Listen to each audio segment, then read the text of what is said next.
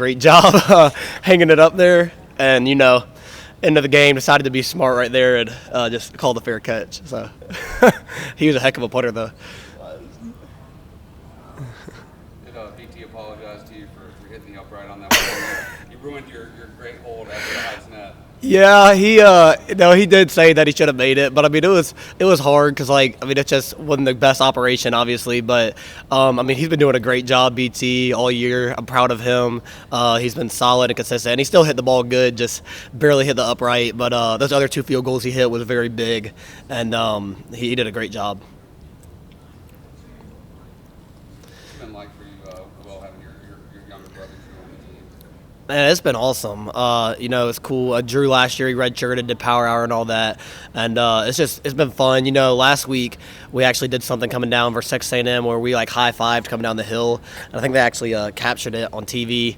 And that was pretty neat. Just little moments like that, just being able to spend time with him and enjoy this ride with him.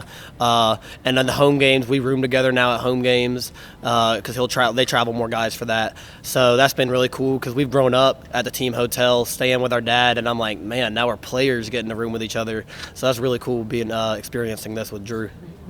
150. Your dad gets to coach game number 150. Have you been at all 150? I have not been quite at all 150. There's been a few away games, some Thursday night games that I had to miss, playing. Man, that fly keeps coming around. When I was playing high school football, I had to miss a few, but I've been at a lot. Actually, it was funny. So I started keeping the touch chart in 2009, and I went back and tracked, and my last game keeping the touch chart was the 2016 National Championship, which we won, and that was my 100th game on the sideline keeping the touch chart for my dad. So obviously I was at more games than that, but as far as being on the sidelines, I was as a coach's kid doing the touch chart, I was on the sideline 100 games exactly. So that's pretty neat. What is the touch chart? The touch chart, yeah. So that started in 2009. Basically, it started out as let's make sure C.J. Spiller's getting the ball. Because that had been a problem some years before. So it was good. My dad just gave me the chart, and he kind of got the idea from Al Groh at Virginia the year before, because his son used to do stuff like that before him, and he just wanted to find a way to get my brother and I involved and help out on Saturdays. And Drew, he would do the first, second down run pass chart for the offense and defense to make sure we were balanced. And I would just do the touch chart, so every time a player touched the ball, keep track, and we'd show it to him at halftime. And that was just a fun way to keep us involved and everything. And, they would use it sometimes I remember at one time, Jacoby Ford only had one touch at halftime, so they made sure they got him the ball. And it was just a lot of times like that. But it was cool doing that growing up. Did you ever go to your dad at halftime and go, hey, we got to get CJ the ball? There were a couple times, yeah. Yeah, he'd appreciate that. He was like, hey, if he doesn't have at least 20 touches, then something's wrong that year. We were riding him. What is the longest or the hardest time to get to a game? I know at Syracuse several years ago, you guys played a playoff game in Rock Hill on Friday night, and then Clemson played early the next day in Syracuse. Is that? Yeah, that was probably one. Then I remember my senior year, we played at Boston College on a Friday night, and so they actually moved the Daniel game, thankfully, to a Thursday night, and we played all the way in 96, which is down in Greenwood, and we came back, and we actually went up early that morning to Boston. Luckily, it was a night game, but but those are actually moments that I've loved, getting to be able to play high school. And also another one that comes to mind is the night before the Auburn game, 2016, my senior year, playing at Seneca. My dad was able to stay for that one, and we went as a family to the game after. So those are just really cool moments that we've gotten to enjoy along the way. Going back to your high school career, you, Jay, Ben Batson, and a bunch of other guys come from that Daniel High School program right here in the area. Talk about Daniel High School and that pipeline it is Daniel to Clemson. Yeah. Well, obviously, Daniel has a rich tradition. It's really cool to be able to say, I guess it was up till last year, I don't know about right now, but we had 4 guys currently in the NFL. And it's just a 3A school, well, 4A now, but that's just unbelievable. And obviously all the countless of other guys that have came to Clemson and contributed to this program. And it's really cool, especially, Jake, Ben, and I. We've grown up at these practices, playing around, playing in the backyard and stuff, same middle school teams, all that stuff. So now us being out here playing for Clemson, it's unbelievable how it's worked out. I know you're really close with Hunter. How much do you miss him this season? And is it kind of surreal watching him play for the Raiders now? Yeah, it has been weird him not being here, for sure. He actually, so we roomed together at the games too, and then he was my roommate last year. And so there are a few things, like we had little like traditions that we would do, before the games, like just little stuff that we would do, so that I kind of miss, but it's been awesome to see him achieving his dream, playing in the NFL. He's been doing a great job for the Raiders. They have a much improved team too, with all those Clemson guys helping out. I know they had a tough one this Sunday, but no, it is surreal. Like you're watching, and I'm like, man, I've been practicing with him all these years and stuff, and now he's out there playing for the Raiders. It's really cool to see. But no, I've missed him some, but he's coming back for the Florida State game and hang out that week, so it'll be fun.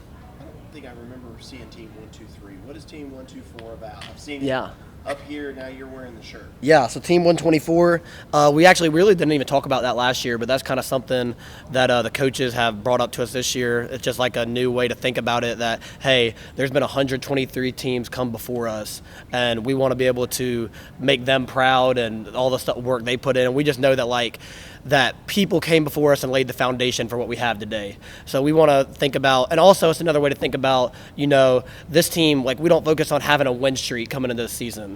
Team 124, we hadn't accomplished anything. We hadn't won a game. We hadn't won a home game, away game. We hadn't won a championship. So thinking of it as Team 124 is the new journey, and we're going to see how great this team can be. So it kind of just gives us that good mindset. How much does your dad look to you to kind of get just an inside or just view of the pulse of the team?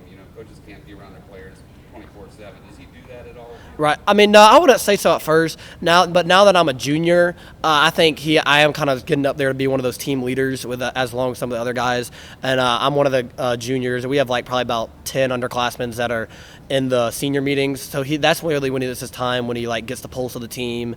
Especially with this team, we got a bunch of 80 freshmen and sophomores. So he really gets to pulse them. But no, I wouldn't say him and I really ever have any talks like that outside of the ordinary that he would have with any other player. It's always, he really gets the pulse of the team through just the older veterans that he's learned to trust. Will, going into a game like Saturday, when you guys are such massive favorites, how do you guys keep yourselves from getting too cocky and kind of maybe just going through the motions this week? Yeah, well, I mean, there's several ways to answer that. First off, we play to a standard every week. I know y'all have heard my dad say that plenty of times, but it's true. I mean, every week, we're focused on getting better every day, and all we're promised is today. So we're going to make sure that we're our very best. And also, the opponent we're playing, Charlotte, they have a lot of great athletes too. I mean, you look around and there's some teams that may not have the best records, but every team has good players. And Charlotte, actually, they're 2-1. They're going to be a great challenge for us. But regardless of who we play, that's just been so drilled into us that we're going to put our best foot forward. And at the end of the day, we spend so much time doing mat drills and workouts. When you get a chance to go play in Death Valley, only 7 of the year, we're always going to be pumped up. And that's just the way we look at it. It's just another chance to go play football, and we're going to put our best foot forward.